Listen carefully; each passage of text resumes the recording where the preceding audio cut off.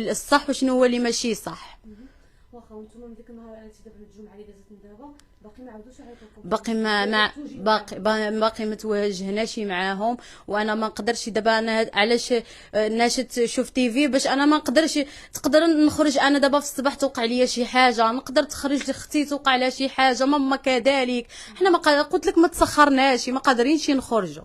انا خرجت قبيلات باش نتسخر شنو وقع لي، ما بقيناش قادرين نخرجوا الزنقه.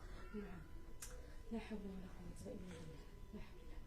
واخا قلتي لي دابا هما مولفين كيعملوا، مولفين هما هادشي كيعملوا.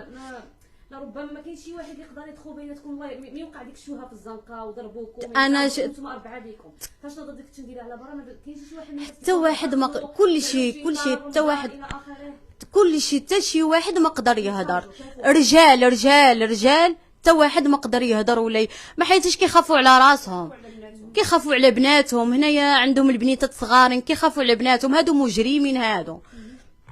واخا شواهد طبيه شحال عطاوكم؟ انا عطاوني فيها 20 يوم، ماما عطاوها فيها 20 يوم، اختي عطاوها فيها 18 عام، انا يا عاوتاني شاد 18 يوم. وراجل اختي مهرس من نيفو عطاوها 18 يوم. مهرس من نيفو عطاوها غير 18 يوم. مهرس من نيفو انا هرسوا لي قرع على راسي. وهذه ديال اليوم باقي ما عملتيش؟ اليوم قالوا لي غدا، ولكن غدا ان شاء الله العيد يعني ما يمكنليش ناخذ شهاده طبيه، يعني تنهار 3 ان شاء الله يا ربي غدا ناخذ شهاده طبيه. 3 الغرزات. كنطالب شي مسؤول انه يشوف هاد الحاله. حنا راه تحقرنا، راه في دارنا ومحقورين، راه تردقوا لينا القنبله في الدار، محقورين. حنا غير الوليات، ما كاينش الراجل اللي غادي يوقف ولا غادي يهضر.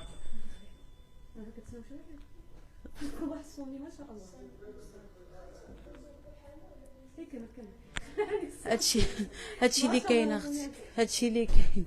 اسمح لي زين، اسمح لي ارحم والديك، اسمح لي الله يسهل عليك. كملي شنو قلت لك؟ شنو قلتي لك؟ كنطالب انا شي مسؤول يجي يشوف شنو كاين. راه حنا محقورين، راه حنا غير وليات في الدار، ما كاين لا راجل لا والو. وكنطالب من القانون ياخذ المجرى ديالو، حيتاش راه حنا محقورين هنايا بالخصوص. حنايا راه حنا محقورين. قزلنايا مجمع الراحه رقم العماره 3.